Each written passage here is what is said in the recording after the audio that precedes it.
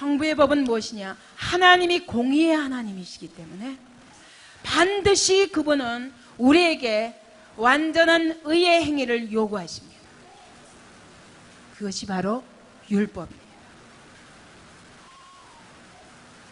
아무리 믿음으로 말미암아 은혜를 베푸시지만 하나님은 성부의 법을 뛰어넘어서 성자의 법으로 가지 않습니다.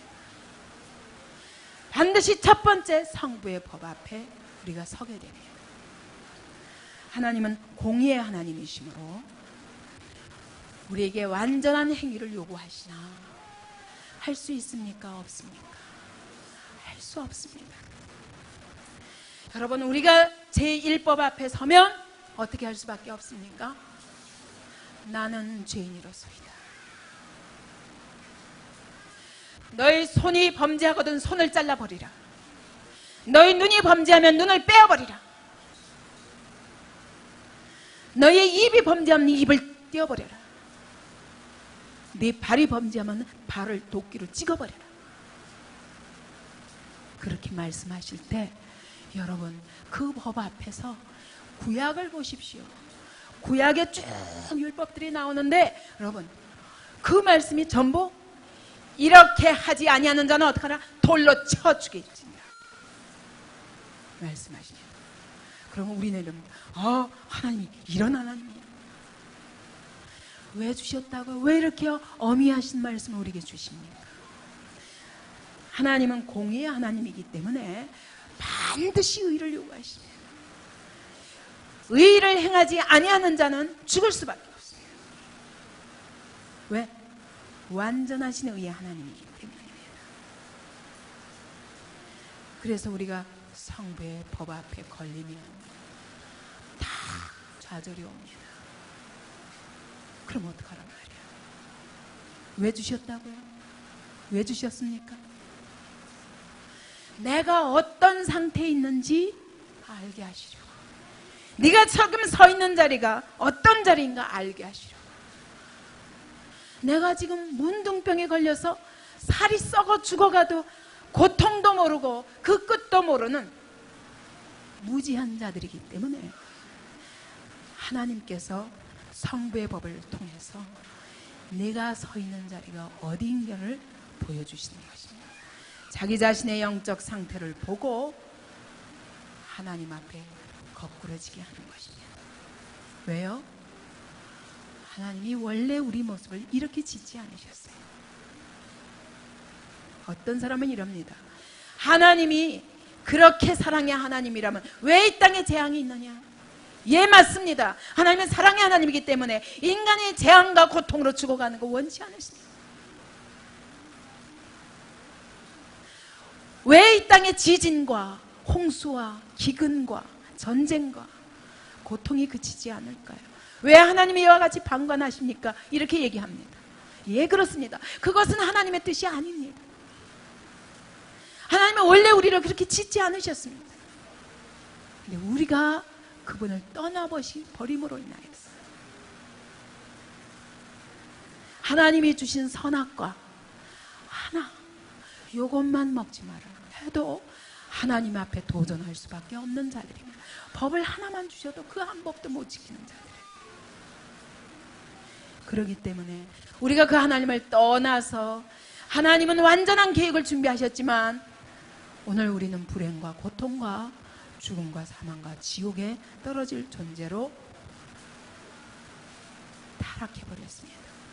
하나님이 여기서 우리를 건져내는 첫 번째 방법이 뭡니까? 내가 죽을 자리에 있다는 걸 깨달아야 됩니다. 지금 늪에 빠져가면서도 괜찮다.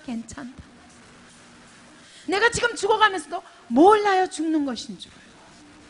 하나님이 첫 번째 우리를 건져내시는 방법이 뭐냐? 네가 지금 죽을 수밖에 없는 자리에 있다. 죄의 늪에 빠져 죽어가고 있다. 사망의 늪에 빠져 죽어가고 있다. 지금 네가 죽어가고 있다. 하나님이 이걸 알게 하시고 어떻게 하시려고? 거기서 건져내시기 위해서 우리의 내가 놓인 상태를 깨달아야 나올 생각을 하기 때문에 성부의 법을 주시는 것입니다. 성부의 법을 지키라고 주신 것이 아닙니다. 바리새인들은 지키라고 주신 줄 알았어요. 그래서 스스로 지켰다고 생각을 했기 때문에 스스로 의롭게 여기고 다른 사람은 다 죄인으로 멸시했습니다. 하나님은 율법을 지키라고 주신 것이 아닙니다. 지킬 수 없는 자임을 깨달으라는 것입니다. 네 안에는 의가 없다는 것을 깨달으라는 것입니다. 너는 너 자신을 스스로 구원할 수 없다. 너는 이미 사형 선고를 받은 자들이다. 너는 스스로 죄를 이길 수 없다. 너는 스스로 의에 나올 수 없다. 이걸 깨닫게 하시기 위해서 하나님이 제1법을 주신 것입니다. 근데 여기에 걸려들지 않아요. 왜? 살만한데 왜 건드려? 내가 무슨 죄인이야? 나만큼 의로운 사람 와보라. 이런 사람들은 속죄의 은총을 받을 길이 없습니다. 제2법이 임하지 않습니다. 제2법은 바로 공의의 법 앞에서 완전하신 행위를 요구하시는 하나님의 율법 앞에서 나는 못 지킵니다. 나는 죄인입니다. 내게는 의가 없습니다. 단 하나도 지킬 수가 없습니다. 나는 죄인으로서이다. 어찌하면 좋겠습니까? 어찌할꼬? 이와 같은 자들을 위하여 하나님이 제2법을 준비하신 것입니다. 왜요? 공의를 우리가 이룰 수 없기 때문에 공의의 법대로 하면은 우리는 죽을 수밖에 없고 심판받을 수밖에 없습니다.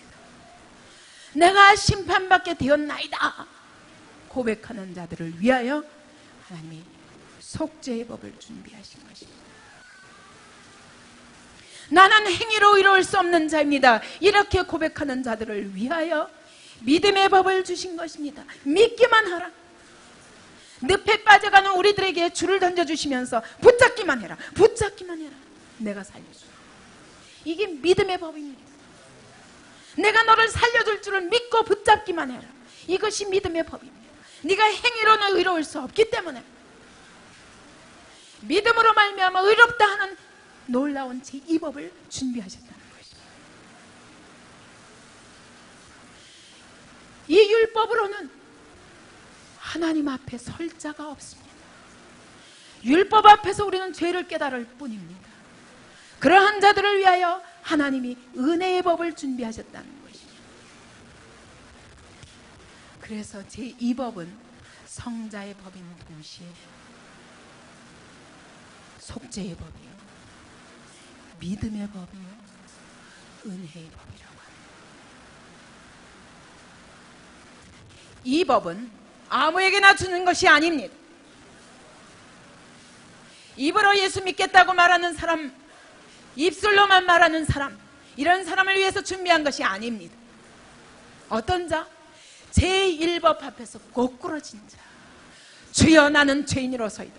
나는 완전한 의를 행할 수 없는 죄인입니다. 나는 내 안에 의가 없는 것을 깨달았습니다. 주여, 나를 살려주세요. 내가 심판에 이르게 되었나이다. 이와 같이 자기의 영적 상태를 제1법을 통하여 보고 깨닫고 그 자리에서 하나님 앞에 고꾸러진 자를 위하여 하나님이 제2법을 준비하신 것입니다. 이 제1법 앞에서 목을 뻣뻣하게 하면서 내가 뭐가 문제인데, 내가 할 수 있다고, 바리새인처럼 할 수 있다니까, 이만큼 의롭고 내가 이만큼 경건의 삶을 살고 있는데 나보고 죄인이라고. 바리새인들은 이를 갈며 예수를 십자가에 못 박아했습니다. 1법 앞에 거꾸러지지 않는 자에게는 2법은 해당되지 않습니다. 그럼 어떻게 하시겠습니까? 어떻게 해야 되겠습니까? 어떻게 해야 되겠습니까? 예? 어떻게 해야 되겠어요? 1법 앞에서 어떻게 해야 되겠습니까? 1법 앞에서 고꾸라져야 됩니다. 이게 은혜입니다. 1법을 세워야 되겠습니까? 1법을 피해 도망가시겠습니까? 어떻게 하겠습니까? 세워야 됩니다. 여러분, 율법을 세운다는 게 무슨 말입니까? 예? 하나님의 율법을 세운다는 게 무슨 말입니까? 세상 법 앞에서도 어때요? 너 잘못했지? 그러면 어떻게 하는 게 세우는 겁니까? 잘못했습니다, 내가. 인정하는 것이 세우는 것이에요.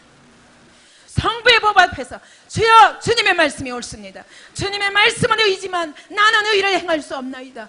이것이 하나님의 율법을 세우는 길입니다. 그렇습니까? 안 그렇습니까? 이거 인정하기 쉬워요? 여러분, 자녀들에 대해서도 어떻습니까? 매를 드렸습니다. 거짓말을 했습니다. 엄마의 주머니에서 돈을 훔쳐갔습니다. 매를 들었습니다. 끝까지 안 훔쳤다는 거예요. 그럼 어떻게 해요? 어떻게 해요? 시인할 때까지 때릴 수밖에 없어요. 안 그렇습니까? 근데 하나님의 백성들이 하나님의 법 앞에서 목이 꼿꼿합니다. 난 잘하고 있다는 거예요. 오래 다닌 사람일수록 그렇습니다. 그래요, 안 그래요?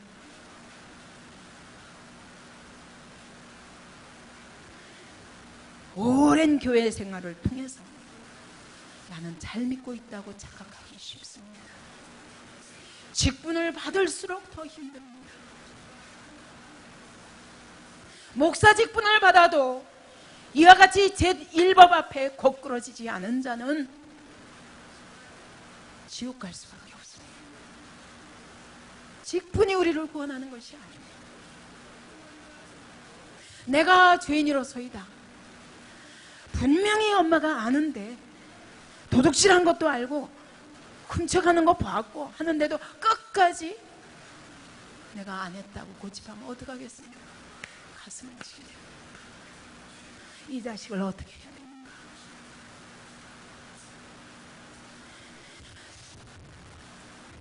오늘날 왜 하나님의 교회에 은혜가 떨어지고 왜 성령의 역사가 사라져가고 있습니다.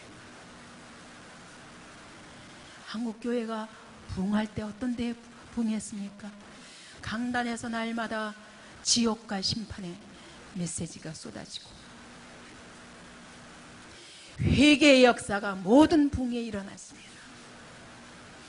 지금 우리는 어떻게 해야 은혜입니까? 팔짝팔짝 뛰며 내 감정이 흥분하면 그게 은혜인 줄 압니까? 아닙니다. 율법 앞에 서서 율법을 세우며 그 앞에서 거꾸러지지 않으면 진정한 은혜가 시작되지 않습니다.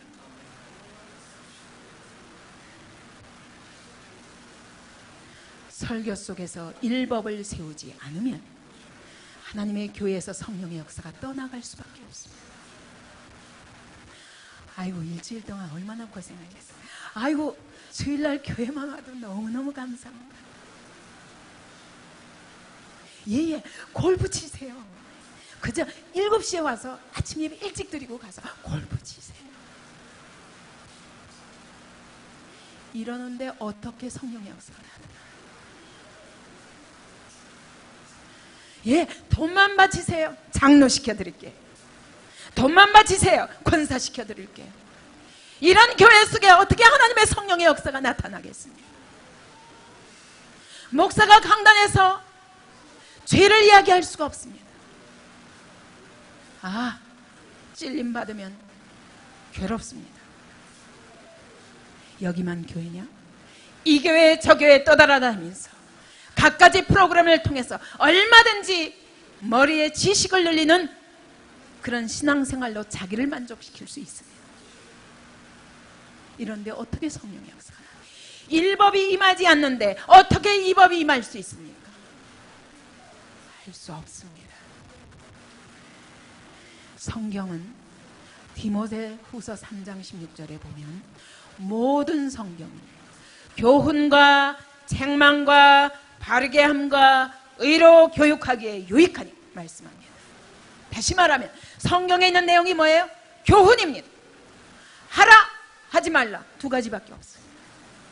순종하면 어떻게 복을 받을 것이요, 불순종하면 어떻게 재앙을 얻을 것이요, 저주와 화가 이 말이라 말씀하십니다. 성경의 모든 말씀은 교훈입니다. 근데 오늘날 교훈을 듣고 싶어 합니까? 오늘날 부모들이 자식을 키울 때 교훈을 가르칩니까? 너 잘났다, 너 잘났다 그러고 키워가지고 하나님의 말씀 앞에서도 절대로 책망을 받기 싫어하는 이 시대가 아닙니까?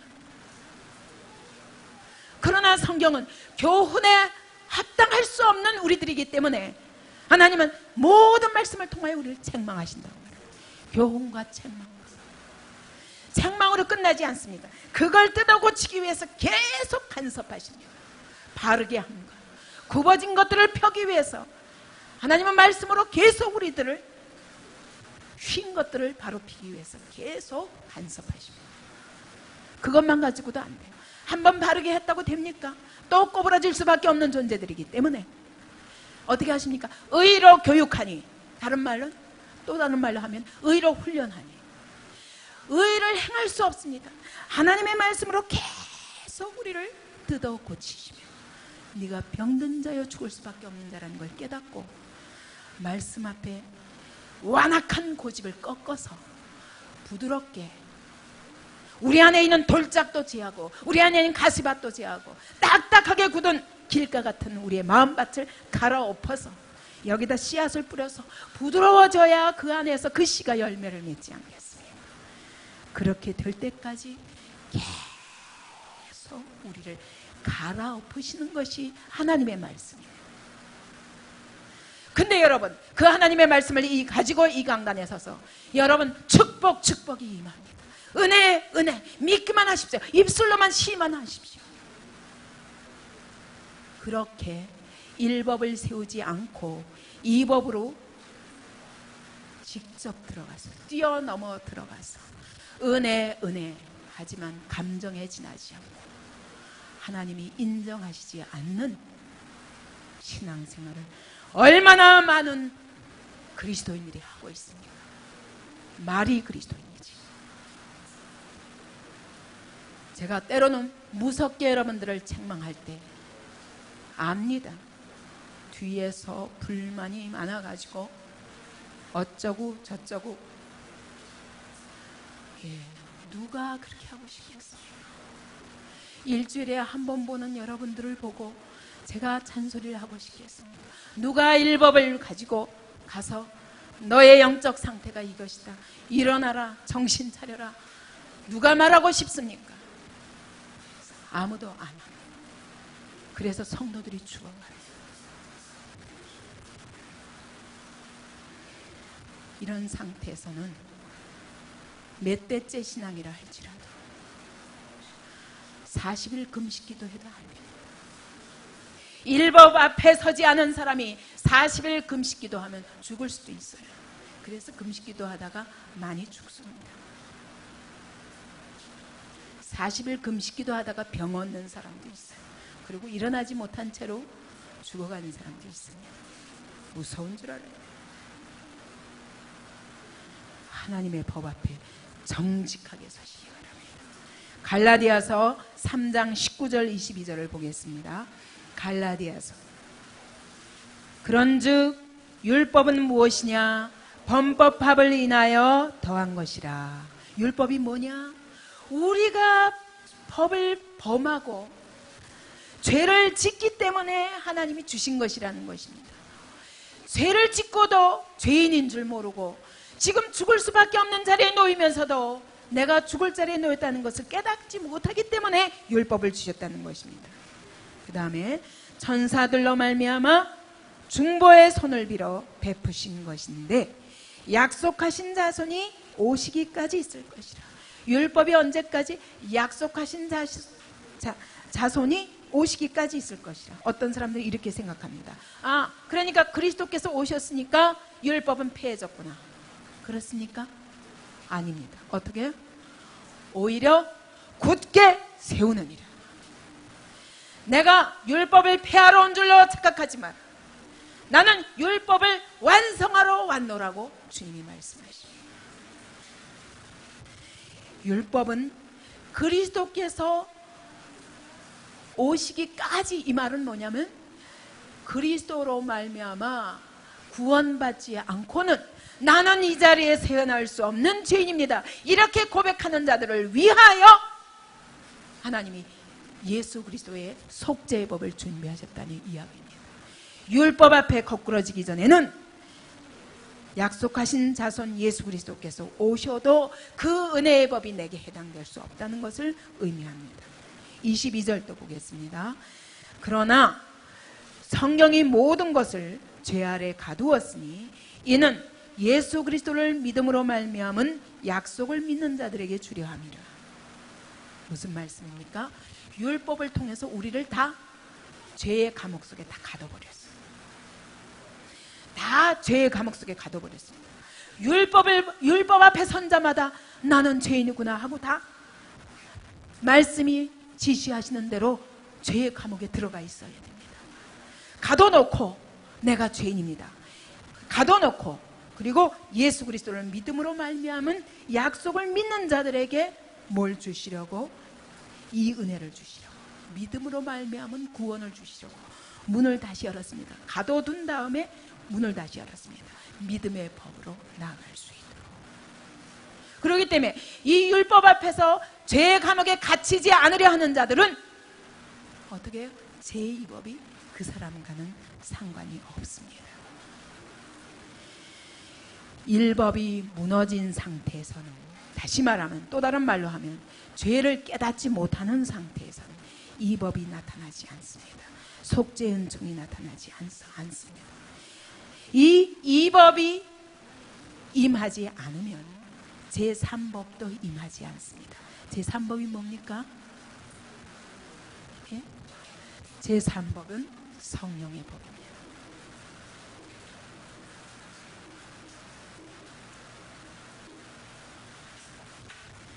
순서가 있는 것입니다.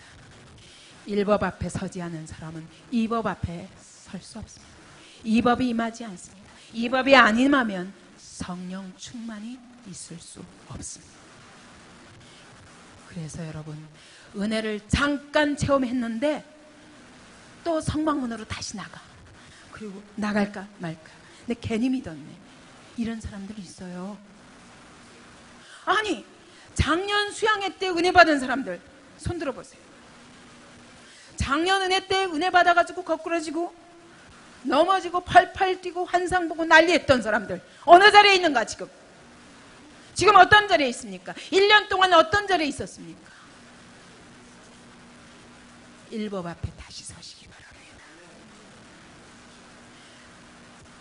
하나님이 은혜는 값없이 주시지만 여러분, 진정으로 회개해서 내가 죄인입니다에 대해서 완전한 결론이 나기 전에는 자꾸 또 성막으로 또 가요. 또 왔다가 갔다가 언제까지 이렇게 하면서 세월을 낭비하겠습니까? 이 제3법은 어떤 법입니까?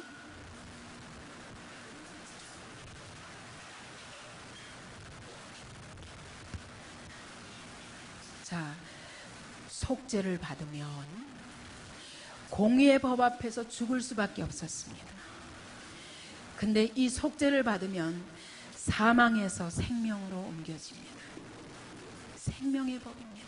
그래서 생명의 성령의 법이라고 말합니다. 속죄를 받아야 이 생명이 임하는 것이죠. 우리가 행위로 할 수가 없었습니다. 우리는 행위로 이루어질 수 없는 사람들입니다. 그래서 하나님이 믿음으로 말미암아 의로워질 수 있는 길을 열어주셨습니다. 근데 믿음으로 말미암아 의로워지는 것은 의롭다 여기신 것이지 우리 자신이 의로워지는 것이 아닙니다. 우리의 힘으로는 육체로는 할 수 없기 때문에. 그래서 하나님이 뭘 주십니까? 이 믿는 사람들에게, 믿음으로 말미암아 의롭다 하신 사람들에게 뭘 주십니까? 성령을 보내주시는 것이죠. 나는 할 수 없는데 이 성령께서 나를 사로잡아 끌어가시면 됩니다. 내 행위로는 할 수 없지만 성령의 법이 임하여서 나를 사로잡아 끌고 가시면 됩니다. 그리고 이 은혜의 율법 앞에서 나는 죽을 수밖에 없습니다. 라고 한 사람들, 율법 앞에서는 나는 죄의 감옥에 갇혔습니다. 나는 사단의 포로였습니다. 묶인 자들입니다. 결박당한 자들입니다. 우리 힘으로 나올 수 없습니다. 은혜로 말미암아 나왔습니다. 이러한 자들에게 하나님이 진정한 해방, 진정한 자유를 주시는 것입니다. 그래서 해방의 법이요 자유의 법입니다. 하나님이 우리에게 율법 앞에 세우시는 이유는 우리를 죽이고자 함이 아니라 이와 같이 생명을 주시기 위해서, 예수 그리스도를 통해서 속죄의 은총을 준비하셨습니다. 우리의 행위로는 의로워질 수 없기 때문에 그런 자라는 것을 깨닫고 성령 받게 하기 위해서 우리에게 믿음으로 말미암아 길을 바꿀 수 있는 길을 열어주셨는데, 그것이 예수 그리스도로 말미암아서 우리는 이 율법 앞에서 죄의 포로됨을 깨달을 수밖에 없습니다. 사단의 포로됨을 깨달을 수밖에 없습니다. 근데 은혜로 말미암아 하나님이 값없이 예수 그리스도의 피로 말미암아 우리를 자유케 하신 것입니다. 죄로부터 자유, 사단으로부터 자유, 사망으로부터 자유. 만약 이 법이 율법 앞에 서지 않는 자는 이 법이 해당될 수 없고, 이 법이 임하지 않은 자는 삼법이 임할 수 없습니다. 끝까지 성부의 법 앞에서 목을 뻣뻣하게 하고, 그리고 나의 죄됨을 시인하지 않고 계속 그렇게 가면 어떻게 되겠습니까? 이 법도 안 임하고 삼법도 안 임하는데 제4법이 임하게 됩니다. 그것이 무슨 법입니까? 사망의 법입니다.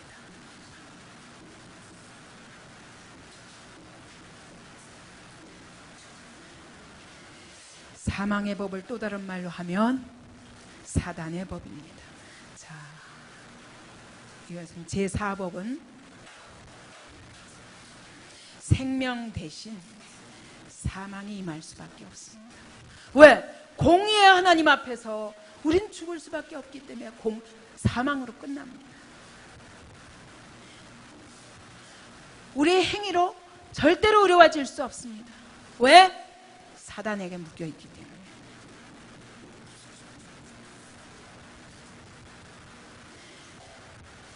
그리고 이 율법 앞에서 죄를 깨닫지 않는 자는 끝까지 죄의 종로로 탈 수밖에 없습니다.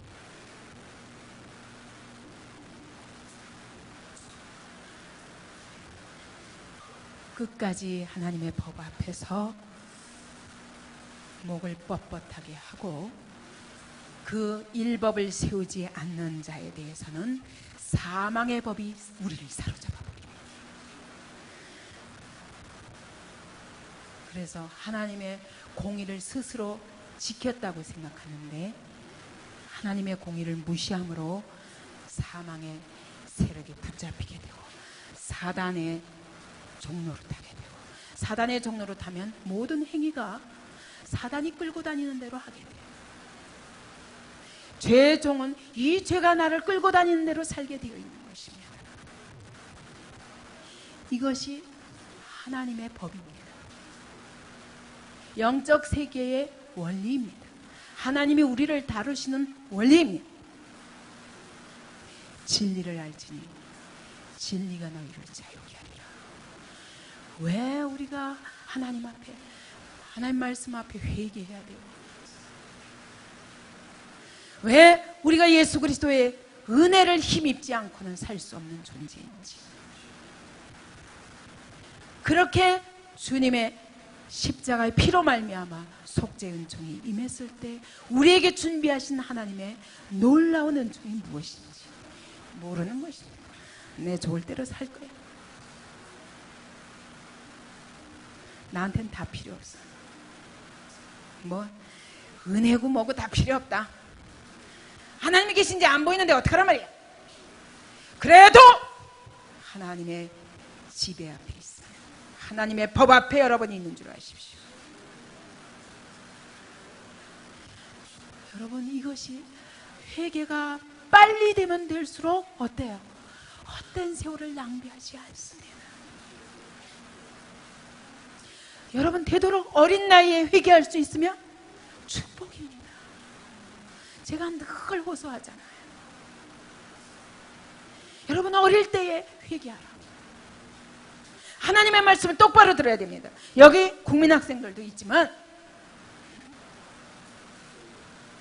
사실 국민학생은 올 자격이 없는데도 혹시 하나님 앞에 어떤 은혜를 베푸실까 기대하며 여러분이 하나님의 말씀을 똑바로 듣다가 내가 죽게 되었구나, 빨리 하나님 앞에 회개하고 내가 속죄 은총이 내게 임하고 성령 충만으로 살기를 원합니다, 이 결론이 나기만 하면 여러분의 이 평생은 하나님이 책임지시죠. 이 은혜를 받으시기 바랍니다. 성령 충만을 받으려면 율법을 강하게 세워야 됩니다. 이대로 믿다면 큰일 나겠구나, 내가 죽게 되었구나. 그래서 하나님의 법 앞에서는 그대로 고꾸라지면서 이거 잘못됐다, 하나님이 이거 잘못됐다 말씀, 예 주님 제가 잘못했습니다, 저는 할 수 없습니다, 예수의 피를 의지합니다, 주님 성령의 능력으로 저를 사로잡아 주옵소서. 이렇게 할 때 주님이 우리를 이끄시고 전혀 나는 할 수 없는 그 일을 그분이 내 안에서 이루어 가시는 것입니다. 여러분, 우리가 살려면 하나님의 법 앞에 인정사정 없이 하나님의 법을 세워야 됩니다. 그것이 저의 고민이에요. 어떤 때는 여러분, 어떤 성도가 밤에 자다가 잠깐 깼는데 어떤 성도의 얼굴이 떠오르기 시작하면 잠을 못 자는 성도가 있습니다. 제가 잠을 잘 수가 없어요. 그 성도 때문에 근심이 되어서 몇 시간도 잠을 못 찬 채로 설치는 때가 많습니다. 잊어버리고 싶지만 아까 말씀드린 대로 하나님의 판결 흉패가 내 가슴 속에 있기 때문에 어찌하면 회개하고 어찌하면 저 자리에서 일어날까, 자기가 지금 죽을 자리에 있는지도 알지 못하고 뭉개고 고집하고 있는, 그러나 여러분 그 앞에 가서 말하려고 그러면 더 튀기 때문에 가슴에만 담고 있을 때가 많습니다. 근데 여러분, 이 목사가 하나님이 주시는 판결 흉패대로 마음껏 말할 수 있어야 여러분이 사는 길입니다. 저와 여러분이 사는 길입니다. 그렇지 않다면 이목게 할 필요가 없습니다. 안디옥 교회를 주님이 세우실 필요가 없습니다. 저는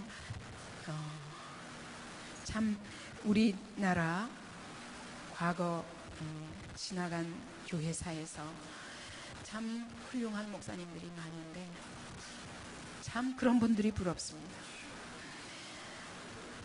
하나님의 말씀을 담대하게 선포해서 하나님의 법을 강하게 세워서 성도들로 하여금 지옥이 눈앞에 보이는 것 같아서 그 앞에서 회개하고 토해낼 수 있는 그 은혜를 드러내는 분들이 가장 부럽습니다. 오늘날 인기 있는 목사님 그런 목사님이 아니에요. 그러나 진짜 성도를 살리는 목사님, 여러분 율법을 강하게 세워서 통에 자복하게 만들어요. 조나단 에드워드 같은 목사님은 그분은 설교 원고를 쭉 써가지고 그냥 아무 톤의 변화도 없이 그냥 그대로 읽는답니다. 근데 이 밑에서 회개하고 뒤집어진답니다. 나는 이런 목사님이 제일 부럽습니다. 얼마나 하나님의 법을 강하게 세웠길래 성도들이 그냥 듣기만 해도, 그냥 읽기만 해도 그렇게 회개할 수 있을까? 우리나라 교회사에서도 김익도 목사님 같은 이분은 원래 깡패 출신이기 때문에 그러시겠지만 한편으로는 비판이 많았습니다. 워낙 무섭게 부흥회를 인도하니까. 이분이 부흥회 다닐 때마다 몽둥이를 들고 다닌답니다. 난 너무 부러워요. 난 여자라서 그것도 못하고 아무리 소리 질러도 권위도 없는 것 같고 내 가슴은 타는데 몽둥이를 들고 서가지고 이야 소리 지르면서 이 교회 담임 목사 나와. 그럼 담임 목사가 나가 엎드려 뻗치 때린다는 거예요. 피가 터지게 담임 목사를. 그러면 성도들이 놀래가지고 왜 그러십니까? 어떻게 성도들을 가르쳐길래 이 성도들이 이 모양이냐. 근데 목사를 때리는 거예요. 그러니까 그 목사가 엉엉 울면서 맞고 있으면 장로님이 뛰어나와가지고 제가 대신 맞을게. 저를 때려주십시오. 그럼 너도 맞아라. 때리면 그 다음에 성도들이 그냥 그 자리에서 엎어지고 꼬꾸라지면서 우리가 잘못했습니다. 여러분 참 우리가 사람이 들으면 우스운 얘기 같지만 여러분 하나님이 이 자리에 오시면 이 정도겠습니까? 이 정도겠냐고요.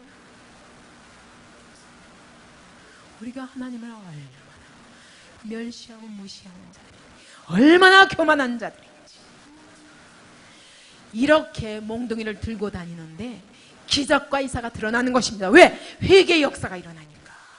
성령의 강한 역사가 나타나는 것입니다. 그래서 이분이 일평생 세운 새 교회, 아예 없는 자리에서 교회를 세운 것만 150개가 넘는다. 나는 성전 하나 건축할래도 할 수가 없는. 김익도 목사님은 그 시대 1900년 150개 교회를 새로 세웠고 그리고 140개 교회를 증축시켰고 가는 데마다 부흥시키면서 부흥회를 통해서 그의 집회를 통해서 고침을 받은 불구자가 1만여 명이랍니다. 대단한 거예요. 대단한. 물론 한국교회 초기이기 때문에 성령께서 강하게 역사하셨지만 여러분 이번에 가장 큰 특징은 율법을 강하게 세웠기 때문에. 안디옥 교회 그렇게 해도 될까요? 그래도 되겠어요 정말? 저는 그럴 용기도 있어요. 그런데 안타까운 건 여러분의 얼굴만 봐도 어떡하나. 그래서 아주 가서 부드럽게 얘기하거든요. 그렇게 하면 안 돼요. 안 돼요. 정 원장님 새벽 기도 와야 된다니까요. 아이 조금만. 예 목사님 제가 압니다. 조금만 기다려주세요. 근데 그런 지 벌써 1년이 됐습니다. 어떤 때는 와 지금 죽는 자리에 있다니까요. 그렇게 말하며 여러분 다그치고 싶어도 어떡하나 안 되는데.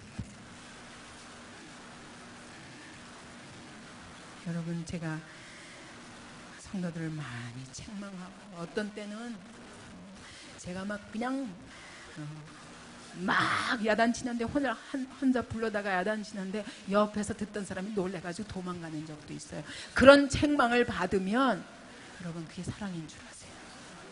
사랑인 줄 알고. 그렇기 때문에 오늘 살았잖아요.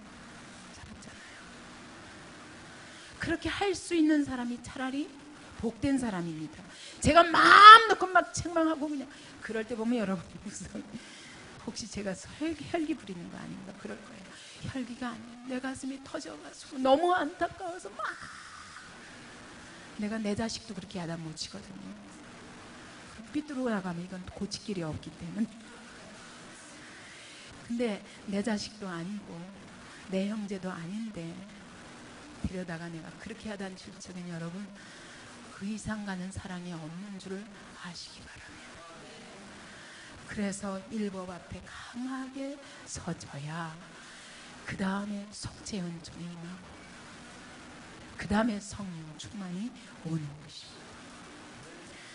사도행전 2장을 보십시다. 사도행전 2장과 7장에 두 가지 케이스가 있습니다. 사도행전 2장 36절부터 38절까지 읽겠습니다.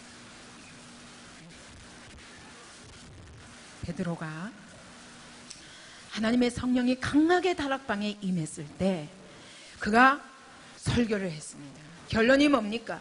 그 설교에는 오늘날 이 성령이 이와 같이 임하신 것은 무엇이다? 예수께서, 너희가 죽인 예수께서 오늘 하늘에 오르사 하나님 우편에 앉아 계셔서 그분이 아버지께로부터 성령을 받아 이 땅에 부어주신 것이다 말씀하는 것입니다.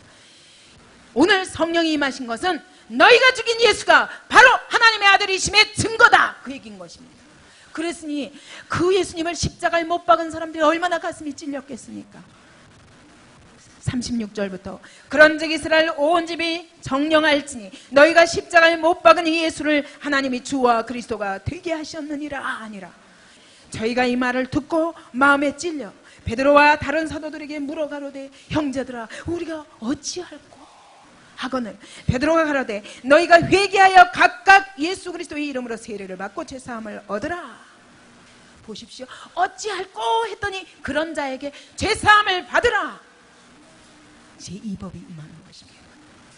그리하면 그 다음에 성령을 선물로 받으리니 제3법이 임하는 것입니다. 이게 하나님의 순서예요. 여러분 성령 충만하기 원하십니까? 내 힘으로 할 수 없는데 하나님이 나를 붙잡으사 정말 공의의 삶, 하나님의 선하시고 온전하신 뜻이 내 삶에 이루어지는 그 삶을 살 수 있는 성령 충만의 은총이 임하려면 여러분 순서가 있는 것입니다. 제1법이 강하게 임하여서 어찌할꼬 자기 가슴을 찢으며 회개할 때 주 예수 그리스도의 이름으로 세례를 받고 죄사함을 얻으라. 이런 사람들에게 죄사함의 은총이 임하는 것입니다. 죄의 깊이를 깨닫는 것만큼 죄사함의 은총의 깊이를 깨닫게 됩니다. 그래서 누가복음 7장에 보면은 한 여인이 예수님의 머리에다 향유를 붓고 자기 전 재산을 쏟아붓고 예수님의 발에 엎드려서 그 발에 입 맞추었습니다. 눈물로 그 눈물이 예수님의 발에 떨어지니까 자기 머리카락을 가지고 예수님의 발을 닦았습니다. 그러나 예수님을 초청한 시몬은 어땠습니까? 저 사람이 진짜 선지자라면 저 여자가 창녀인 줄 알 텐데 모르는 거 보니까 선지자가 아닌가 하고 생각하고 있는 걸 주님이 아셨습니다. 시몬아, 내가 왔을 때 너는 나에게 향유는커녕 감람유도 붙지 않았고 이 여인은 내게 발에다 입 맞추지만 너는 내 뺨에도 입 맞추지 않았고. 그 당시에 입 맞추는 것은 인사입니다. 그런 간단한 인사도 안 했다는 겁니다. 왜? 바리새인 시몬은 예수님을 시험하려고 불렀지 사제의 은총인지 몰라요. 왜? 내가 죄인이 아닌데 사제의 은총을 어떻게 합니까? 예수님이 말씀하셨습니다. 많이 사함받은 자가 많이 사랑하느니라. 적게 사함받은 자는 적게 사랑할 수밖에 없습니다. 여러분, 주님의 십자가의 사랑을 더 깊이 알고 싶습니까? 그러려면 여러분, 일법이 강하게 임하도록 하나님 앞에, 하나님의 법 앞에 무릎 꿇으시기 바랍니다. 주여, 나를 뇌성과 같이 우레와 같이 때려 주시옵소서. 내 속에 있는 죄악, 내가 보지 못하는 죄악 주님의 눈으로 보시고 나를 뒤집어 주시옵소서. 나를 갈아엎으사 내 속에 있는 모든 온갖 더러운 것들을 주님이 보신 눈으로 볼 수 있는 은혜를 주옵소서. 이렇게 고백해야 될 것입니다. 이것이 정말 소원이라면 여러분, 옆에 지나가던 사람이 뭐라고 그래도 이것이 하나님의 음성이 아닌가. 어린아이가 혹시 뭐라고 그래도 이것이 하나님의 음성이 아닌가. 내 원수가 뭐라고 말한다 할지라도 그것 때문에 고가와서 원수를 더 미워하는 것이 아니라 원수의 입에서 하나님의 음성이 들리지 않는가? 그러지 않겠습니까? 정말 율법이 여러분에게 강하게 임하기를 원하십니까? 그렇지 않으면 주님의 십자가의 사랑을 더 깊이 알 수가 없습니다. 이거는 한 번에 깨달아지는 것이 아닙니다. 그렇기 때문에 오늘 깨달았다 할지라도 내일 또 더 알아야 됩니다. 그래서 오직하면 바울이 뭐라고 그랬어요? 그리스도의 사랑의 그 깊이와 넓이와 높이와 길이를 더욱더 알아가기를 원한다. 알아가야 됩니다. 우리 일평생을 통해서 그 길이가 요만큼 알았던 것이 내일은 더, 모레는 더, 그 사랑을 더 깊이 알려면, 더 높이 알고 더 길게 그렇게 알려면 어떻게 해야 됩니까? 예? 어떻게 해야 됩니까? 이제는 예수 믿었으니까 난 천국의 티켓은 따놨으니까 내 마음대로 살겠다, 이래야 됩니까? 아닙니다. 내가 죄 앞에 서서 이 죄가 나를 죽일 수밖에 없는데 예수님이 이 죄를 위해서 십자가에 못 박혀 죽으셨구나, 이것을 깨닫는 것에 종류가 많으면 많을수록, 체험이 많으면 많을수록 여러분, 주님의 보혈의 능력이 아니면 나는 살 수 없는 자였구나, 십자가의 사랑이 더 깊이, 더 넓게, 더 길게, 더 높이 느껴지는 것입니다. 일평생 하나님의 법 앞에 정직히 서서 오늘 말씀 앞서 무엇입니까? 무엇입니까? 내가 보지 못하는 어떤 죄가 주님과 나 사이를 가로막고 있습니다. 알기를 사모해야 되지 않겠습니까? 그렇게 하시겠습니까? 여기요. 그런데 또 다른 사람들이 있습니다. 사도행전 7장을 한번 보시겠습니다. 7장을 보니까 전혀 다른 사람들이 있는 것입니다. 스데반의 설교를 들은 사람들입니다. 사도행전 7장 54절 보십시오. 똑같습니다. 베드로가 설교할 때 들었던 사람들과 이 사람들이 똑같이 저희가 이 말을 듣고 마음에 찔렸습니다. 누구든지 하나님의 말씀 앞에 서면 마음이 찔리게 되어 있습니다. 듣고 찔렸습니다. 거기까지는 똑같아요. 근데 그 다음에 어떻게 했습니까? 저를 향하여 이를 갈건, 누구를 향하여? 스데반을 향하여, 말씀 전하는 자를 향하여 이를 갈거는, 그렇게 하고 어떻게 했습니까? 57절에 보시죠. 저희가 큰 소리를 지르며 귀를 막고 일심으로 그에게 달려들어서 그를, 스데반을 성 밖에 냈다 던지고 돌로 쳐서 그를 죽였습니다. 일심으로 달려들어서 들었던 모든 사람들이 한 마음이 되어서 우르르 가서 스데반을 갖다 던지고 돌로 쳐서 그 자리에서 죽여버렸습니다. 어느 법입니까? 어느 법이 그들을 사로잡았습니까? 제4법, 사망의 법이 그들을 사로잡은 것입니다. 왜? 어디서부터 이렇게 됐습니까? 듣고 마음에 찔려 그 다음에 이를 갈기 시작했습니다. 사망의 법에 완전히 사로잡혀서 결국 스데반을 죽였지만 스데반은 하나님이 위에서 받으셨습니다. 누가 죽은 것입니까? 자신이 죽은 것입니다. 오늘 하나님의 말씀이 원색적으로 증거될 때에 우리는 둘 중에 하나입니다. 어찌할꼬 내 가슴을 치며 그 자리에서 거꾸러지고 하나님 앞에 회개하는 자에게 하나님이 속죄의 은총이 파도처럼 넘치게 할 것입니다. 그런가 하면 바리새인과 대제사장들처럼 이 하나님의 법 앞에 이를 갈고 달려들어서 전하는 자를 죽이려 할 때 스스로 자신이 제4법에 걸려들어서 다시는 그 사망의 손에서 빠져나올 수 없는 사람이 되는 것입니다. 요한복음 8장을 보겠습니다. 여기에도 두 종류의 사람이 나옵니다. 요한복음 8장 3절부터 11절까지 현장에서 간음하다가 잡힌 여인이 바리새인의 손에 끌려서 서기관들과 바리새인의 손에서 끌려서 예수님 앞에 나온 장면입니다. 3절부터 읽습니다. 서기관들과 바리새인들이 간음 중에 잡힌 여자를 끌고 와서 가운데 세우고 예수께 말하되 선생이여 이 여자가 간음하다가 현장에서 잡혔나이다. 모세는 율법에 이러한 여자를 돌로 치라 명하였거니와 선생은 어떻게 말하겠나이까?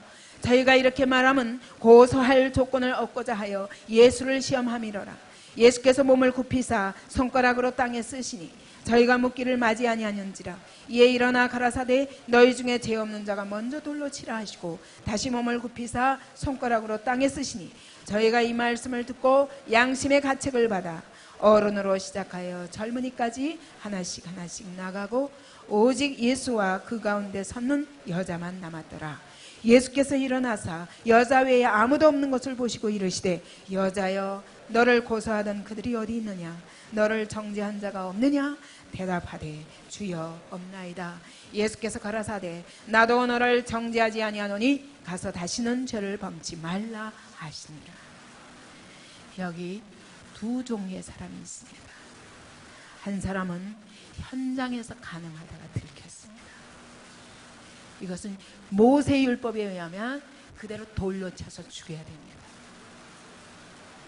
바리새인들과 대제사장들이 현장에서 잡아가지고 끌고 예수님 앞에 왔습니다. 그리고 자, 예수님을 시험하는 것입니다. 모세는 돌로 치라고 했습니다. 당신은 어떻게 하겠습니까? 라고 물었습니다. 돌로 쳐 죽이라. 그러면 이것은 예수님의 법에 맞지 않는 것이요. 그렇다고 용서하라 이렇게 말한다고 그래서 그러면 모세의 율법을 거스렸다고 그러고 예수를 죽일 것이고, 예수님이 어떻게 하셨겠습니까? 손가락으로 땅에 글을 쓰셨다고 그랬어요. 예수께서 하신 일은 두 가지예요. 땅에다가 뭘 쓰셨는지 모르는데 손가락으로 흙 위에다가 손으로 쓰셨습니다. 그 다음에 뭐라고 말씀하셨냐면 죄 없는 자가 먼저 돌로 치라. 두 가지만, 손가락으로 쓰는 것과 죄 없는 자가 먼저 돌로 치라 이렇게 말했는데 이 바리새인과 대제사장들이 어떻게 했어요? 양심의 가책을 깨닫고 그 자리에서 다 하나씩 나가버렸어요. 무슨 일이 일어났길래 이런 일이 있을까? 어떤 성경학자는 이렇게 말합니다. 십계명을 썼을 것이다. 근데 십계명을 써가지고 그 바리새인과 대제사장들이 자기는 스스로 지키고 있다고 생각하는데 그거를 십계명을 썼다고 그 자리에서 그냥 물러나겠습니까? 바로 십계명이니까 간음하지 말라 그랬는데 간음했으니까 돌로 쳐 죽였겠죠. 그런데 다 내려놓고 들었던 돌을 다 떨어뜨리고 하나씩 다 나가버렸습니다. 아무도 안 남았습니다. 어떤 사람이 이렇게 말합니다. 제일 큰 소리로 돌로 치겠다고 준비하고 있는 제일 큰 소리로 이 여인을 돌로 치라. 모세는 그렇게 말했는데 당신은 뭐라고 할 것인가? 하고 큰 소리로 앞장서는 사람부터 아마 그 사람이 짓고 있는 죄를 쓰셨을 것이다. 그럴듯한 것 같아요. 그러니까 그걸 보다 보니까 손가락으로 쓰시는 걸 보니까 그게 바로 내 죄거든. 죄 없는 자가 있으면 먼저 돌로 치라.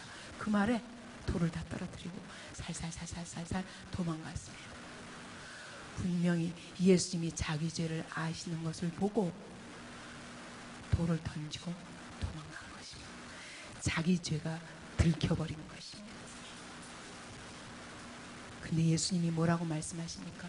그들은 그래가지고 다 도망가 버렸습니다. 만약 이 바리새인과 대제사장이 그 자리에서 내가 이 여인을 죽이려고 그랬더니 예수님이 내 죄를 아시네. 그러면 어떻게 해야 됩니까? 그 자리에서 거꾸러지면서 내가 이 여자를 죽일 심판할 사람인 줄 알았더니 이 여자보다 더 큰 죄인입니다. 그리고 만약 바리새인이 그 자리에 엎드렸더라면 어떻게 했을까요? 예수님이 어떻게 하셨을까요? 어떻게 하셨을까요? 네? 자신이 없으세요. 용서하셨을까요? 안 하셨을까요? 하셨죠. 그분은 시인만 하면 돼요. 잘못했습니다. 그것만 하면 돼요. 이거를 할 수 없는 게 문제예요. 그래서 이 사람들은 어떻게 했습니까? 죄가 들키자마자 그 자리에서 다 도망가 버렸습니다. 그랬기 때문에 어떻게 했어요? 속죄연층이 그들에게 임할 기회를 잃어버린 것입니다. 거꾸로 이 여인은 얼마나 창피합니까? 현장에서 들켰는데. 소문도 아니고 현장에서 들켰어요. 끌고 올 때 아마 질질질질 안 온다고 그럴 테니까 돌로 침을 당해서 죽어야 되잖아요. 그러니까 안 오려고 얼마나 애를 발버둥을 쳤겠습니까? 그런 여자를 이 무리가 끌고 오기 위해서 질질질질 끌고 오면서 아마 분명히 길가에서 피투성이가 되고 옷도 다 찢기고 그러면서 끌려왔을 것입니다. 모든 사람이 정죄하는 그 앞에서 자기 죄가 들켜버린 것입니다. 이제는 피할 길이 없습니다. 변명도 필요 없습니다. 도망갈래야 도망갈 데가 없습니다. 그래서 그 앞에 그냥 있었습니다. 눈물을 흘리며 있었습니다. 근데 예수님이 뭐라고 말씀하십니까? 여자야, 너를 정죄하던 자들이 다 어디 갔느냐? 아무도 없습니다. 나도 너를 정죄하지 아니하노니 가라. 가서 다시는 죄를 범치 말라. 누가 축복을 받은 자입니까? 바리새인의 죄가 간음한 자의 죄보다 더 크기 때문에? 아니에요. 크기가 문제가 아니에요. 바리새인은 끝까지 율법을 세우지 않는 것입니다. 도망가는 것입니다. 율법 앞에서 도망가는 것입니다. 이런 자에게는 속죄연청이 임하지 않습니다. 그는 이 범죄한 여인, 모든 사람이 아이고 더러운 여자, 자기 남편도 두고 아마 가정도 깨지고 말이 아니죠. 이 여인의 꼬락서니가 말이 아니죠. 이 여인을 끌어다가 예수님 앞에 갖다 놓았습니다. 예수님이 용서하셨어요. 이 여인은 자기 발로 온 게 아니에요. 바리새인의 손에 끌려가지고 왔습니다. 피를 흘리며 안 오려고 그랬는데 왔습니다. 왔더니 주님의 속죄은총을 받은 것입니다. 그러나 바리새인은 자기 죄가 들켜졌습니다. 주님이 큰 소리로 하지 아니하시고 땅에다가 가만히 쓰셨습니다.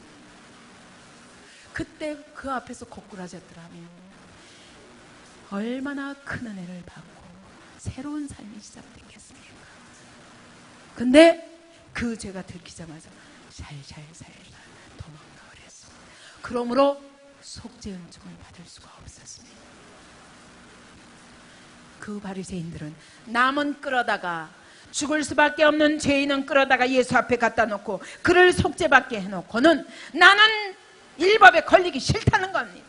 나는 하나님의 법에 걸리기 싫다는 겁니다. 내가 죄인인 것은 드러나고 싶지 않다는 것입니다. 그래서 속죄연총을 받지 못했어요. 여러분 오늘 어느 자리에 있어요? 나는 어느 자리에 있어요? 여인의 자리에 있습니까? 아니면 바리새인의 자리에 있습니까? 바리새인의 자리에 계속 있겠습니까? 죽는 것입니다. 죽는 것입니다. 이거는 영원한 삶의 문제입니다. 구원을 포기하겠습니까? 계속 바리새인의 자리에 서서 구원을 포기하겠습니까? 내 죄가 들키기 싫어서, 사람의 배에 창피당하기 싫어서. 진짜 은혜 받은 자는 벌거벗고 만인이 내 죄를 다 알아서 내가 도망갈 수 없도록. 이 여인은 그 많은 무리들 앞에서 망신살이 뻗쳤죠. 이게 무슨 꼴입니까? 이게 무슨 꼴입니까? 그뿐만 아니라 가정도 쫓겨났을 겁니다. 어떤 남편이 이런 여인을 또 데리고 살겠어요? 뿐만 아니라 이 여인의 얘기는 천국 가는 모든 사람들이 다 알아요. 성경이 이 다음에 우리가 천국 가면 이 여자를 만날 거 아니에요. 당신이 바로 그래.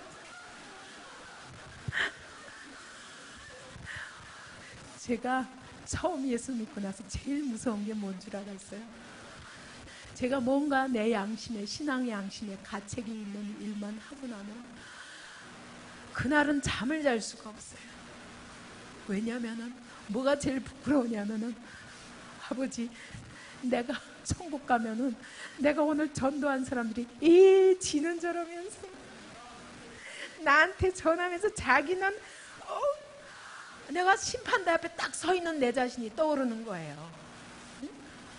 내가 저 사람들은 내가 참 거룩하게 사는 줄 아는데 내 모습이 이런 것을, 내 속에 이렇게 더러운 것을 저 사람들이 알면 얼마나 조롱할까. 내가 전도한 사람들이 저 거룩한 사람인 줄 알더니 아이고 저렇게 뒤에서 호박씨 까고 있었네 이러면서 조롱하면 어떡하나. 그것이 그렇게 두렵더라고요.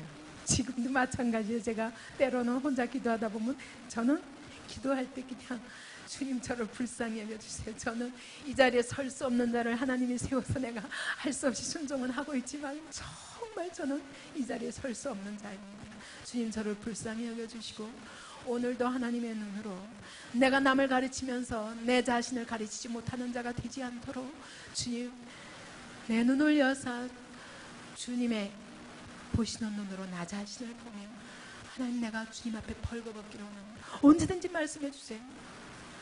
행여나 내가 천국 갔는데 가기 전에 다 심판대를 거쳐야 되지 않습니까? 근데 이 뒤에 나를 지켜보는 무리들이 생각이 나는 거예요. 그날에 들키지 않으려면 지금 빨리 회개해야 됩니다. 그래야 안 그래? 그날에 만인 앞에 들키지 않으려면 지금 빨리 회개하십시오. 아무리 부끄러운 죄라도 회개하기만 하면 주님은 용서하십니다. 이 수련회나 교회 속에서나 어떤 자리에서나 사람 앞에서는 개망신을 당한다 할지라도 여러분 심판대 앞에까지 이 죄를 끌고 가지 않기 바랍니다. 율법 앞에 아버지 오늘도 나를 율법으로 걸어주시옵소서. 어느 겁니까? 걸어주시옵소서. 내가 걸려야 빨리 발견하죠. 몰라가지고 이게 죄인지도 모르고 끌고 다니는 죄악들이 얼마나 많습니까? 그래서 여러분 사람 사이에서 오해를 받거든 그거 변명해가지고 풀려고 하지 마세요. 내가 문제가 있구나. 내가 아무리 잘한 거라도 상대방이 혹시 오해한다 할지라도 내가 뭐가 문제가 있구나. 그리고 거기서 내 문제를 찾아야지. 변명하지 마세요. 변명해도 하나님은 안 속으십니다. 그리고 그 심판대 앞에서 부끄럼 당하지 마시고 빨리빨리 걸려들기 바랍니다. 주님 오늘도 율법으로 나를 걸어주시옵소서. 내가 걸리기 바랍니다. 걸려서 오늘도 내가 죄인이니 하나님 이 문제들을 하나하나 주님 앞에 토해넘으로 속죄의 은총 아래 성령 충만을 입고 성령 충만이 내게 임하려. 여러분 이와 같이 분명하게 율법 앞에 걸려서 토해내고 그리고 고백할 때 주님이 나에게 죄사함의 은총으로 덮어주시며 성령으로 우리를 붙들어 주시는 것입니다. 그래서 성령에 의해서 마치 에스겔서에 나오는 것처럼 여기 발목에 찰싹찰싹하는 은혜가 아니라 이 무릎까지 오는 은혜 속에서 이러고 걸어다니는 게 아니라 이 허리까지 오는 것 가지고 만족하지 마시고 여러분 아예 은혜의 파도 속에서 헤엄치는 삶을 살지 않겠습니까? 그렇게 하려면 하나님의 율법 앞에 날마다 걸려들기를 사모하십시오. 어떤 사람은 큐티를 하면 내 모습 드러내기 싫어서 도망갑니다. 백날 가야 은혜 못 받습니다. 백날 가야 안 고쳐집니다. 성령 충만 절대로 받을 수 없습니다. 내 모습 때문에 괴로워하고 토해내고 또다시 예수의 피 의지하고 주의 성령으로 나를 사로잡아 주시지 않으면 나는 이 자리에서 헤어나올 수 없는 죄인입니다. 오늘도 예수의 이름은 부르지만 마귀와 사단의 법에 붙들려서 질질 끌려다니면서 속죄의 은총을 맛보지 못하여 성령 충만한 삶도 기회를 잃어버리고 이와 같이 죄의 노예로, 사단의 노예로 사는 자 없기를 바랍니다. 양다리 걸치지 마십시오. 그냥 하나님 앞에 엎드려서 통해 자복하는 것이 살 길입니다. 나는 은혜 필요 없어. 그럽니까? 난 하나님 필요 없어. 나 하나님 없이 내 마음대로 사는 게 낫지. 내 마음대로 살다 지옥 갈 거야. 그것도 자유예요. 좋을 대로 하세요. 분명한 것은 여러분, 지옥이 있습니다. 그 고통은 지금 모르기 때문에 그렇지. 여러분, 한 번은 우리가 다 하나님의 심판대 앞에 하나님의 법을 아무리 피해 다녀도 언젠가 우리는 심판대 앞에서 하나님의 법 앞에 서게 됩니다. 성부의 법 앞에 서야 됩니다. 지금 안 서면 그날에 서게 됩니다. 그날에는 아무리 용서하여 주시옵소서, 용서하여 주시옵소서, 절대로 이제는 속죄의 기회가 없습니다. 그러므로 여러분, 그날에 그분 앞에 가서 부끄러운 자리에 놓여서 회개의 기회가 없는 그런 버림받는 자로 남지 아니하도록 어차피 한 번은 만나야 돼요. 이 땅에서 안 만나면 그 나라에 가서 만나야 됩니다. 그러지 않도록 여러분 정말 정직하게 하나님의 법 앞에 서는 우리들 되기 바랍니다. 고린도후서에서도 우리가 다 반드시 그리스도의 심판대 앞에 드러나 각각 선악간에 그 몸으로 행한 것을 따라 받으리라 말씀하십니다. 그날에 부끄러운 자리에 놓이고 이 죄를 끌고 사는 한 여러분, 이 죄로 인하여 나에게 진정한 자유가 없습니다. 여러분, 내가 아무리 죄를 부인해도 내 안에 죄책감은 해결할 수 없습니다. 도망자, 탈옥수가 나는 억울하단 말이야 그러면서 법망을 피해가지고 탈옥해버렸습니다. 감옥에 지금 있지는 않습니다. 그러나 계속 도망 다녀야 됩니다. 여러분, 그 삶이 피곤한 삶이 아닙니까? 오늘 영적인 탈옥수들이 되지 않기 바랍니다.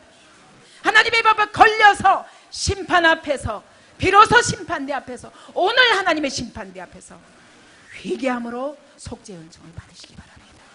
그리고 그러므로 이제는 그리스도 예수 안에 있는 자에게는 결코 정죄함이 없나니 생명의 성령의 법이 죄와 사망의 법에서 너를 해방하였습니다. 이 은총을 오늘 사는 날 동안 누리고 살아야 되지 않겠냐. 탈옥수들은 피곤한 삶입니다. 그리고 언젠가 다시 잡혔을 적에는 어떻게 해야 돼요? 길이 없어요. 길이 없어요. 마찬가지예요. 오늘 우리도 탈옥수처럼 하나님의 법을 요리 피하고 조리 피하고 한다 할지라도 우리는 반드시 한 번 만나야 되는데 그날에 이를 갈며 후회해도 소용이 없습니다. 계시록 20장을 보십시오. 계시록 20장 11절부터 15절까지. 또 내가 크고 흰 보좌와 그 위에 앉으신 자를 보니 이제 우리가 서야 할 자리입니다. 땅과 하늘이 그 앞에서 피하여 간대없더라. 또 내가 보니 죽은 자들이 물론 대소하고 그 보좌 앞에 섰는데 책들이 펴있고 또 다른 책이 펴졌으니 곧 생명책이라. 죽은 자들이 자기 행위를 따라 책들에 기록된 대로 심판을 받으니 바다가 그 가운데서 죽은 자들을 내어주고 또 사망과 음부도 그 가운데서 죽은 자들을 내어주매 각 사람이 자기의 행위대로 심판을 받고 사망과 음부도 불못에 던지오니 이것은 둘째 사망 곧 불못이라. 누구든지 생명책에 기록되지 못한 자는 불못에 던지우더라. 여러분, 어차피 우리는 그날에 서야 됩니다. 여러분, 내가 지금 예수의 이름을 부르기 때문에 나는 심판대 앞에서 천국으로 보내질 것이다. 착각하지 마십시오. 아닐 수도 있습니다. 아닐 수도 있습니다. 내가 착각할 수도 있습니다. 성부의 법부터 차근차근 걸려봐야 합니다. 먼저 성부의 법에 걸려서 그 다음에 속죄 요청을 받고 그리고 성령 충만을 받고 한 번 가지고 안 돼요. 죄를 깨닫는 게 한 번에 다 통과하면 좋겠는데 이게 은혜예요. 한 번에 이 성부의 법 앞에 와 쏟아지려면 이 은혜가 임하려면 얼마나 아프겠습니까? 얼마나 아프겠습니까? 근데 이게 그렇게 한 번에 안 되면 여러분 또 날마다 말씀 들으면 그 말씀 앞에서 나를 또 치고 또다시 속죄 은총을 힘입고 또다시 성령 충만을 힘입고 이게 우리의 일평생이에요. 일평생. 만나셔야 됩니다. 성부의 법을 강하게 만나야 됩니다. 하나님의 심판대 앞에 서야 됩니다. 이 여인처럼 여러분 모든 사람들 앞에 이 수치를 당한다 할지라도 여러분 하나님의 심판대 앞에 서고 싶습니까? 아니면 바리새인처럼 피해가고 싶습니까? 어느 쪽입니까? 말을 못하네. 부끄럼 당하고 싶지는 않죠. 그러니 맨날 속는 것입니다. 차라리 나를 부끄럽게 해서 나의 죄의 깊이를 깨달아 알며 내가 아무리 숨기려도 숨길 수 없는 나 자신이 폭로가 나는 것이 낫습니다. 한번 그렇게 되고 나면 이제는 주님의 은혜가 아니면 나는 설 자리가 없습니다. 누구를 봐도 부끄럽습니다. 누구를 봐도 부끄럽습니다. 그것이 차라리 낫습니다. 얼마나 간사하게 요리 피하고 조리 피하는 절대로 심판대 앞에 서지 않으려는 사람. 올라가시겠습니까? 소리가 작아요. 안 올라갈 사람들. 심판대 앞에 올라가겠습니까? 말씀을 들을 때마다 여러분 심판대 앞에 올라가겠습니까? 주님이 오늘 내게 말씀하여 주옵소서. 주님 저로 하여금 깨닫게 하여 주옵소서. 다시 똑같은 개가 먹었던 것을 다시 토해내고 토한 것을 또다시 먹듯 죄를 또 먹고 내 평생 그 더러운 죄의 열매들을 맺는 삶을 사는 것을 이제는 끊겠습니다. 이 결단이 있기 바랍니다. 부끄러워지기를 여러분 두려워하지 마십시오. 정직해지시기 바랍니다. 오늘 우리가 하나님 보좌 앞에 서면 지금 우리가 부끄러운 거하고 비교할 수 없습니다. 그때는 두려워 떠는데 설 자리가 없습니다. 그런 자리에 놓이느니 차라리 이 여인처럼 이렇게 심판대 앞에 서는 거예요. 사람들의 심판대 앞에 서는 게 낫습니다. 성도들을 보면 정말 제1법 앞에 선 적이 있는 사람인지 아닌지 얼굴만 봐도 알 수 있어요. 어느 만큼 일법 앞에 선 사람인지 얼굴만 봐도 알 수 있습니다. 근데 그리스도인 중에 정말 일법 앞에 서서 이런 사람은 복이 드뭅니다. 복이 드뭅니다. 복이 드뭅니다. 정말 그 은혜가 임한 사람은 하나님이 딱 붙들고 계셔요. 붙들고 그분이 계속 그 안에서 일하십니다. 이 은혜가 여러분에게 임하시기 바랍니다. 우리가 탈옥수처럼 양심의 가책을 끌어안고 죄책감과 열등감과 시기와 다툼과 온갖 좌절과 슬픔과 그런 고통들을 여기다 다 끌어안고 쫙 포장하고 거룩한 척하고 안녕하세요. 성령 충만한 척해도 여러분 내 속에 진정한 평안이 없습니다. 내 삶의 성령의 능력이 나타날 수가 없습니다.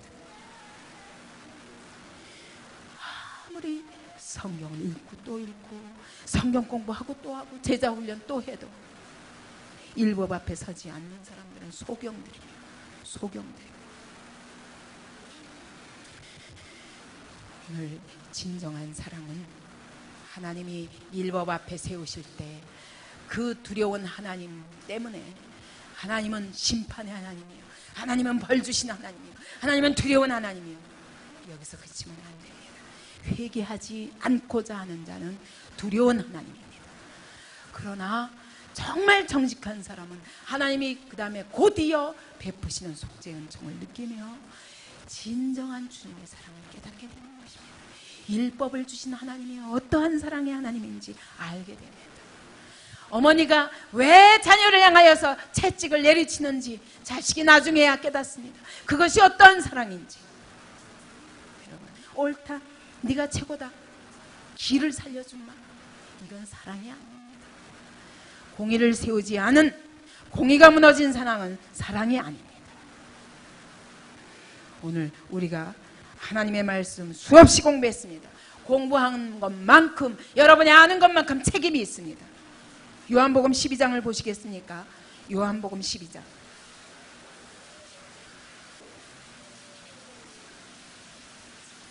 모르면 하나님이 이 성부의 법을 적용하실 때도 우리가 몰라서 지은 것에 대해서는 감안을 하십니다.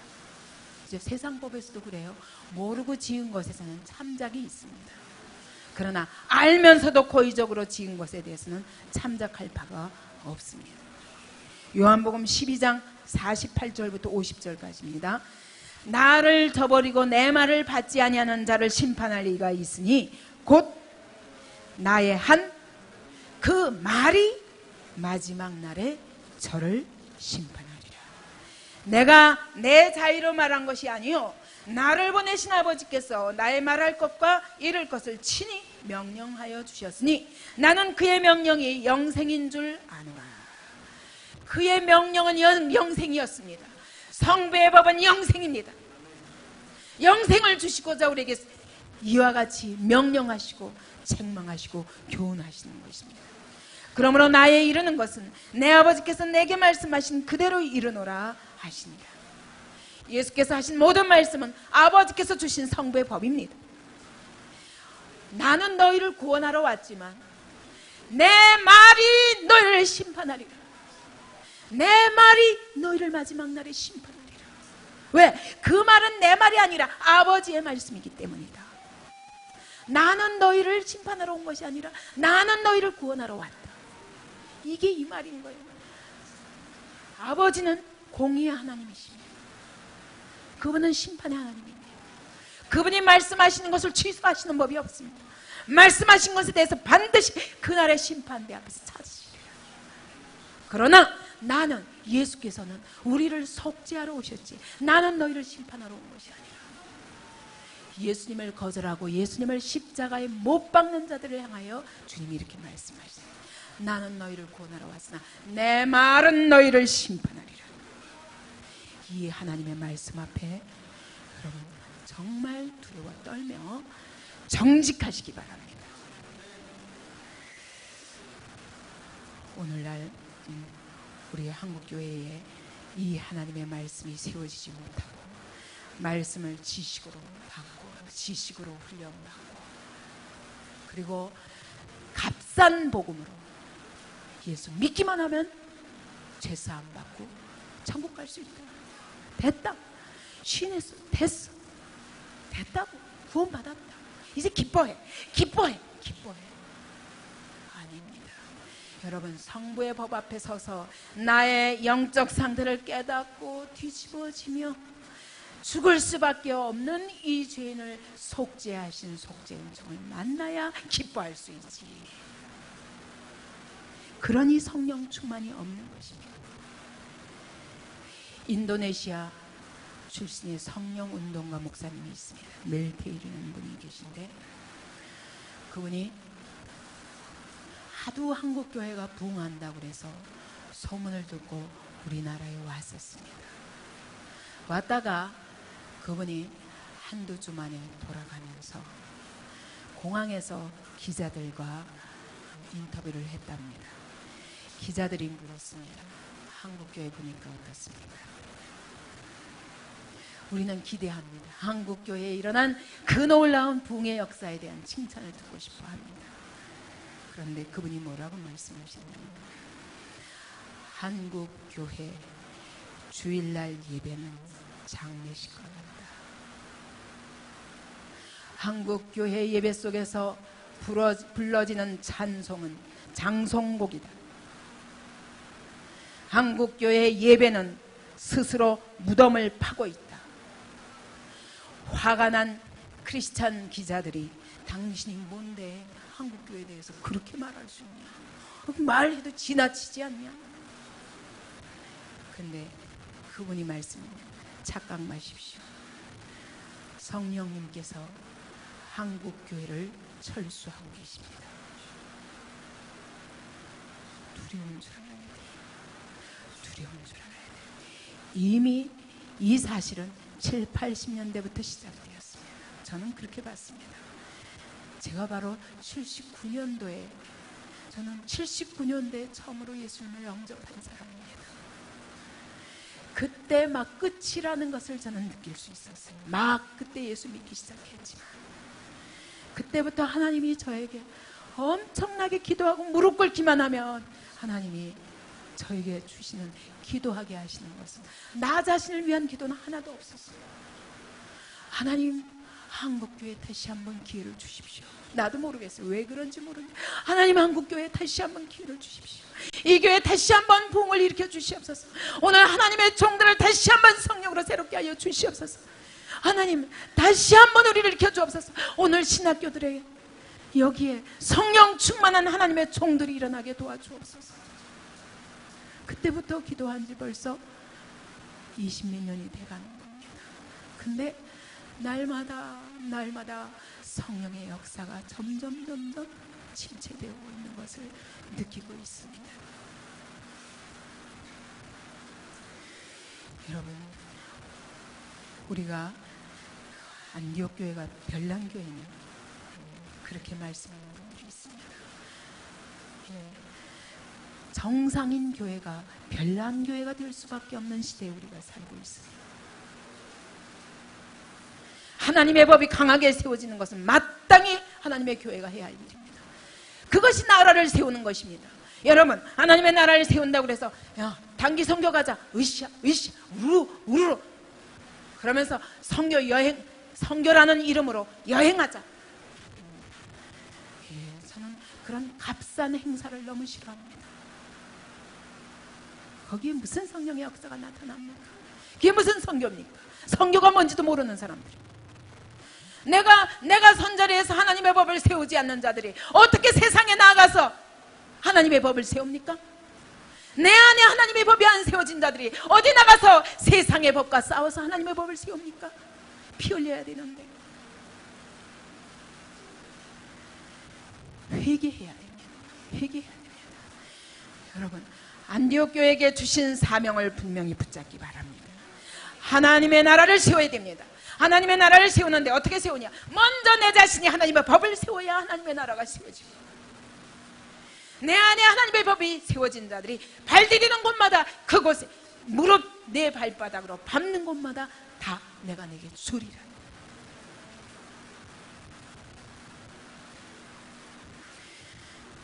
성경에 630가지의 그런 계명이 있습니다.